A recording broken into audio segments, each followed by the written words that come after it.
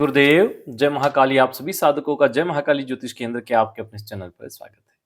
22 नवंबर 2024 शुक्रवार, काल भैरव सिद्धि दिवस या वीर सिद्धि दिवस, दोनों ही प्रकार की साधनाओं को इस दिन किया जा सकता है।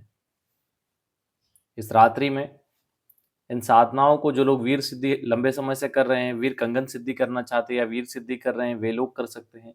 जो भगवान भैरव के विभिन्न स्वरूप, चाहे वो काल भैरव हो, क्रोध भैरव हो, उन्मत्त भैरव हो, रुंड भैरव हो, अष्ट भैरव हो, वावन भैरव या किसी भी प्रकार की साधना में है वो, वे लोग भी इस दिन का लाभ उठा सकते हैं। वैसे जो साधना आज दे रहे हैं वे किसी भी अमावस्या या सोमवार से की जा सकती है। सद्गुरुदेव की कृपा से यह दिव्य विधान प्राप्त है। इसको किसी भी प्रकार के रोग नाश के लिए किया जा सकता है, संतान प्राप्ति के लिए किया जा सकता है या किसी प्रकार की मनोकामना की पूर्ति के लिए कर सकते हैं।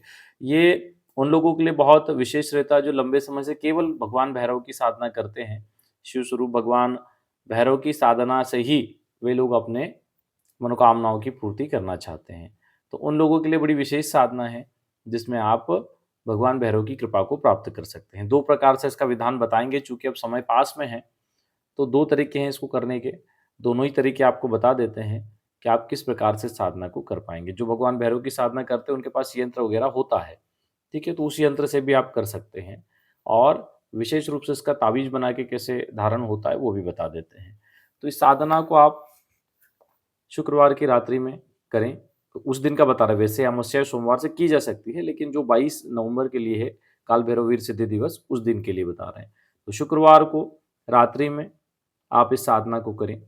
9 या 10 बजे के बाद बैठ जाएँ, पूर्व या उत्तरमुखी हो जाएँ। इसमें वस्त्र सफ़ेद होंगे। ज़्यादातर भगवान काल भैरव साधनाओं में काले वस्त्र और वीर साधनाओं में लाल वस्त्र का प्रयोग होता है और पश्चिम मुखी होकर बैठा जाता है। लेकिन विशेष रूप से अगर आप रोग निवारण के लिए कर रहे हैं या किसी मनोकामना की विशेष पूर्ति के लिए कर रहे हैं, तो आप इसको उत्तरमुखी करेंगे। शत्रुनाश आदि में ये दक्षिणमुखी होती है, ठीक है? तो अगर रोग से संबंधित समस्या है, धन से संबंधित समस्या है, तो पूर्व उत्तर दिशा का चुनाव करना चाहिए। सफ़ेद वस्त्र आसन होंगे, सामने लकड़ी का एक बाजोट लगा लीजिए, उसके ऊपर भी एक सफ़ेद कपड़ा बिछा दीजिए। वहाँ पर एक दीपक तिल के तेल का प्रज्वलित करिए। पहले अपना पवित्रीकरण आचमन करना, उसके बाद ही कोई प्रोसेस करना। आसन पे बैठने के बाद पवित्रीकरण आचमन करो, फिर दीपक जलाओ, दीपक का पूजन करो, तिल के तेल का दीपक प्रज्वलित करो। सामने तांबे की प्लेट में आपको भगवान काल भैरव या उन्मत्त भैरव यंत्र, विशेष रूप से रोग निवारण या आपको संतान आदि प्राप्ति या विशेष मनोकामना पूर्ति के लिए उन्मत्त भैरव यंत्र जो ताबीज़ में होता है, वह आपको वहाँ पे स्थापित करना चाहिए। पहले से ताबीज़ में प्राण प्रतिष्ठित किया हुआ यंत्र वहाँ पर स्थापित करें। और देखो, दूसरा भी इसका बता देंगे कैसे करना है। पहली इसकी जो विधि है उसको समझ लें कि आप यंत्र स्थापित करें, उसके सामने यानी कि उस प्लेट के सामने और दीपक के बीच में, दीपक और प्लेट के बीच में आप एक चावल की ढेरी स्थापित करें और वहाँ पर शुभ्र स्फटिक मणि स्थापित कर दें। अब अगर आपके पास शुभ्र स्फटिक मणि नहीं है, तो आप मत्स्य मणि स्थापित कर दें उसकी जगह, ठीक है? तो उसको स्थापित कर दें मत्स्य मणि, और फिर इसका आप पूजन करेंगे। फिर अपना पवित्रीकरण आचमन किया आपने यंत्र स्थापित किया, आपने मच्छमणि स्थापित की, दीपक प्रज्वलित किया, ठीक है? अब अगर मान लो कि आपके पास ताबीज़ वाला यंत्र नहीं है धारण करने के लिए, तो क्या करें? वैसे धारण करने वाला मनोकामना पूर्ति में बहुत इम्पोर्टेंट है, लेकिन आपके पास अगर समय कम है, अभी 22 तारीख पास में है, नहीं है, तो फिर आपके पास जो भी बावन भैरव, अष्ट भैरव यंत्र हो, वहाँ पर स्थापित कर सकते हैं। काल नहीं हो तो ऑप्शन में आपके पास काल भैरव या भैरवा यंत्र है, वो भी स्थापित कर सकते हैं। ठीक है? और कर सकते हैं। बाकी अगली बार जब प्रयोग करें तो ताबीज़ में प्रयोग करें, प्राण प्रतिष्ठित ताबीज़ वाले यंत्र का। अच्छा, अब क्या करना है आपको? हाथ में पहले आपको भगवान भैरव का ध्यान करना है। ध्यान मंत्र को नोट कर लीजिए। ध्यान के बाद संकल्प होगा। दोनों हाथ जोड़कर भगवान भैरव का ध्यान करें। ध्यान करने के बाद में अपने सीधे हाथ में जल ले लें। सीधे हाथ में जल लेकर अपना नाम बोले, मैं अपना नाम, अपना गोत्र, साधक अपने लिए उन्मत्त भैरव की साधना में प्रयुक्त हो रहा हूँ। शिव के अवतार भगवान शिव, भगवान भैरव मेरे रोगों का शमन करे अथवा श्रेष्ठ संतान प्राप्ति का वरदान दे। जो भी आपका संकल्प है वो बोलकर सामने भूमि पर जल छोड़ दें। अब ताबीज और मणि को, चाहे वो यंत्र हो या ताबीज रखा हो वहाँ पे, या वो साथ में जो मणि रखी है उसको, ठीक है? दीपक का पूजन तो सिंदूर से हो गया, इन दोनों का पूजन काजल से होगा। काजल और सिंदूर का एक-एक टीका दोनों पे लगाएँ, ठीक है? उसके बाद में सफ़ेद हकीक माला से 5 माला जप करना है। कौन से मंत्र का जप करना है वो मूल मंत्र भी आप नोट कर लें। इस मूल मंत्र की 5 माला जाप करना है सफेद हकीक माला से। और देखो कोई भी साधना में सामग्री प्राण प्रतिष्ठित प्रयुक्त हो तो ज़्यादा अच्छा है, ठीक है। और प्राण प्रतिष्ठा की विधि भी हमने चैनल पर दी हुई है। तो जो सामान्य साधनाएँ होती हैं, उनमें आप उसको प्रयोग कर सकते हैं। विशिष्ट साधनाएँ जो लंबी प्रत्यक्षीकरण आदि की साधनाएँ होती हैं, उनके लिए फिर विशेष मंत्रों से और जिस साधना में जिस यंत्र या माला को उन विशिष्ट मंत्रों से, जैसे मान लो कि गुरु गोरखनाथ लक्ष्मी कीलन प्रयोग है, तो उसमें जो चीज़ें होगी वो गुरु गोरखनाथ तंत्र के हिसाब से जिन मंत्रों को दिया गया, उन्हीं मंत्रों से वो सिद्ध होगी। तो प्राण प्रतिष्ठा विधि भले एक हो सकती है, लेकिन किन-किन अलग-अलग मंत्रों से किनको सिद्ध करना है, उसको साबर प्राण प्रतिष्ठा विधि से सिद्ध करना है, तांत्रिक प्राण प्रतिष्ठा विधि से सिद्ध करना है, वो सभी का अलग-अलग रहता है।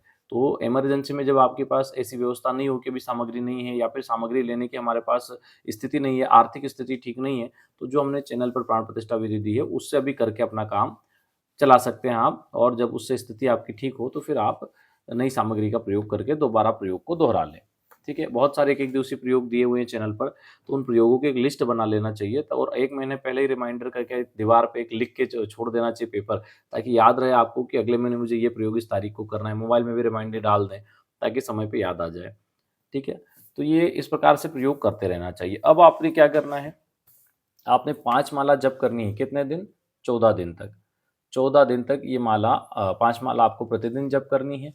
उसके बाद में आपको जो शुभ्र स्फटिक मणि हो या मत्स्य मणि हो, उसको और माला को 14वें या 15वें दिन विसर्जित कर देना है जाप के बाद। 14 दिन ख़ैर रात में करेंगे तो कैसे विसर्जित होगा, 15वें दिन विसर्जित कर दें और जो तावीज़ है उसको धारण कर लें। मान लीजिए आपके पास तावीज़ की व्यवस्था नहीं थी, तो फिर आपने जो यंत्र किया उसको पूजा स्थान में स्थापित कर दें, उसे ही सफ़ेद कपड़े पर तांबे की प्लेट में, और उसका दैनिक पूजन करते रहें। तो इस प्रकार आपकी ये साधना सिद्ध होती है और जो संकल्प आपने लिया है वो पूर्ण होता है। ऐसी सद्गुरुदेव की कृपा से दिव्य साधना है, जिसको करके अवश्य आप लोग लाभ उठाएँगे। अब साधना में नियम क्या है उसको भी देखना चाहिए कि भई ब्रह्मचर्य का पालन हो, ज़मीन पे शयन हो, एक समय भोजन हो, इस चीज़ का बड़ा ध्यान रखें। मन, क्रम, वचन से ब्रह्मचर्य पालन होना चाहिए। आप शारीरिक रूप से ब्रह्मचर्य पालन कर रहे हैं और आपका दिमाग कहीं और ही जा रहा है, चीज़ें कुछ और ही चल रही है, लोगों पे गुस्सा कर रहे हैं, लोगों को गालियाँ दे रहे हैं, ठीक है? माता-बहनें निकल रही तो उनके बारे में गलत विचार उत्पन्न हो रहे हैं। तो ये सब चीज़ें अगर हो रही तो भी ब्रह्मचर्य खंडित हो जाएगा विचारों की वजह से। और अगर आप किसी पे गुस्सा करते हैं, गाली-गलौज करते हैं तो भी आपकी साधना खंडित होगी। वो ब्रह्मचर्य से भले ही उसका लेना-देना नहीं है, लेकिन साधना खंडित होगी। तो गुस्सा करना ये सब साधनाओं वर्जित है। ज़्यादातर लोग कहते हैं गुरुजी हमने इतनी साधनाएँ कर ली, सफल क्यों नहीं हुए? तो उनकी ज़्यादातर साधनाओं में यही दिक्कत होती है कि उन्होंने किसी पे गुस्सा किया, किसी को कुछ बोल दिया, किसी की बुराई कर दी और वो साधना खंडित हो गई, उनको पता ही नहीं चला। उनको लगा कि सिर्फ ब्रह्मचर्य से ही मेन तो है, लेकिन मेन ये सब चीज़ें हैं। ब्रह्मचर्य तो आदमी कंट्रोल कर लेता है, लेकिन मेन चीज़ें तो यही है। गुस्सा कंट्रोल नहीं होता व्यक्ति को और ऐसे में साधना खंडित कर लेते हैं। तो जिन-जिन लोगों ने आज तक जितनी भी साधनाएँ की है, वो विचार कर लेना कि उन्होंने कितनी साधनाएँ खंडित की है, तो आज तक उनकी अगर उन्होंने 100 साधना भी की है, तो क्या एक आध भी उनकी सफल हुई होगी? वो तो गुरु कृपा होती है, तो साधना खंडित होने के बाद भी व्यक्ति को कुछ न कुछ फल मिल जाता है। इसलिए कहा गया है कि उत्तम गुरु का होना ज़रूरी है, जो समय-समय पे आपका मार्गदर्शन करे। ठीक है? चलिए, आज के लिए इतना ही। गुरु दीक्षा कार्यक्रम 8 दिसंबर 2024 को रखा गया है। जो लोग आना चाहते हैं, नीचे नंबर दिया गया है। अपना नाम, अपना एड्रेस उस पर व्हाट्सएप कर दें, अगर आने का फिक्स हो जाए तो, ऐसे नहीं। ताकि आपकी एंट्री करके आपको गुरु दीक्षा वाले ग्रुप में जोड़ दिया जाएगा, जहाँ पे आपको एड्रेस आदि की जानकारी मिल जाएगी। इंदौर से धामनोद के लिए आना होता है, तो इंदौर तक तो सारी ट्रेन वगैरह मिल ही जाती है। वहाँ से बस मिल ही जाती है, हर आधे घंटे पे बस चलती है, 2 घंटे में आप यहाँ आ सकते हैं।